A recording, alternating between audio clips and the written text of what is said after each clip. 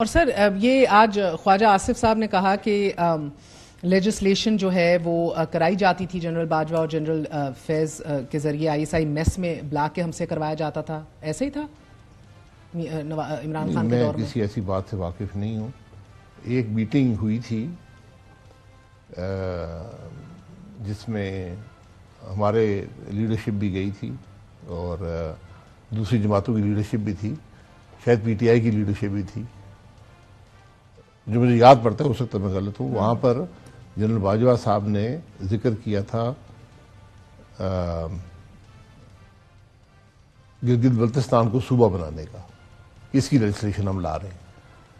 مجھے وہ بات یاد ہے. اس کے علاوہ میرا نہیں خیال کہ لیجسلیشن پارلیمنٹ نہ منظور کرے، لیکن پارلیمنٹ نے لیجسلیشن کی اور بڑی غلط لیجسلیشن کی، اس میں کوئی شبہ نہیں ہے. جتنی بری لیجسلیشن ان 16 مہینے میں ہوئی، پی ٹی آئی بھی بڑی غلط لیجسلیشن کرتی رہی ہے، لیکن یہ جو ہوا وہ تو ناقابل یقین تھا. مگر میں اسپیسیفکلی تحریک انصاف کے 3-3.5 سالہ دور حکومت کی بات کر رہی ہوں. کیا اس ٹائم پہ آپ لوگوں پہ پریشر ہوتا تھا یا آپ لوگوں کو میسوں میں لے کے جا کے قائل کیا جاتا تھا کہ قانون سازی کریں؟ نہیں، اس عرصے میں نہیں تھا. میں جو یہ بات کر رہا ہوں گلگت بلتستان والی، اس وقت شاید ہم اپوزیشن میں تھے، ہم حکومت میں نہیں تھے. یہ 16 مہینے کی بات نہیں، اس سے پہلے کی بات ہے.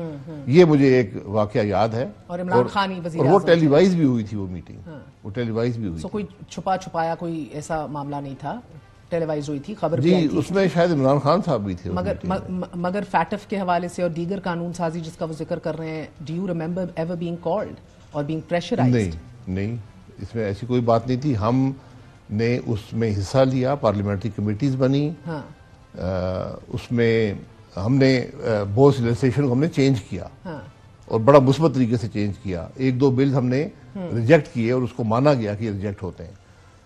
اس وقت ان میٹنگز کے اندر فوج کے لوگ بھی ہوتے تھے اور شاید انٹیلیجنس اداروں کے لوگ ہوتے تھے سپورٹیو رول میں، سپورٹ کے رول میں. اور یہ اب جو آئین شکنی کا مرتکب ٹھہرا رہی ہے آپ کی جماعت کے، آپ کی سابق جماعت کے لوگ صدر مملکت کو، صحیح کر رہے ہیں؟ آرٹیکل 6 کے مرتکب آئین شکنی ہم ہر ایک کو کہتے رہتے ہیں، آئین شکن ہو گیا، مذاق بنا لیا ہے. مذاق بنا لی ہے. تو یہ پھر پکڑے نا اس کو، پارلیمنٹ آ گئی ہے، اس کے خلاف کارروائی کریں صدر کے خلاف. یہ الزام لگا دینا آئین شکن ہے، آج تک پاکستان میں آئین شکن ہوا تو نہیں ہے، آئین شکنی ہوئی ہے. میں جو ڈپٹی اسپیکر سوری صاحب نے کیا تھا، ووٹ نہیں ہونے دیا تھا، بالکل بڑی واضح آئین شکنی تھی. تو یہ آئین شکنی ہم نے پکڑنی شروع کی تو شاید کوئی بچے ہی نہ. یہ بھی میں آپ کو بتا دوں، سارے تقریباً آئین شکن ہیں. ہم ایسا ہی کچھ لگ رہا ہے. جو دیکھیں ہمارا اوتھ ہے، ہم اوتھ اٹھاتے ہیں حلف لیتے ہوئے. الیکشن کمیشن کے حالات دیکھ لیں. یہ بڑی بدنصیبی ہے کہ ہم آج اس نہج پہ کھڑے ہیں. آئی ایم ایف کو تحریک انصاف کی طرف سے خط لکھا جانا اور کہا کہ 30% ان الیکشنز کے اوپر 30% سیٹوں کے اوپر یہ آپ آڈٹ کروا لیں. سر یہ ان کا کام نہیں ہے، آئی ایم ایف کو لکھنے کا کام نہیں ہے. الیکشن کمیشن کو لکھیں، چیف جسٹس کو لکھیں. اور چیف جسٹس صاحب میں سمجھتا ہوں اپنی ذمہ داریاں نہیں نبھا رہے.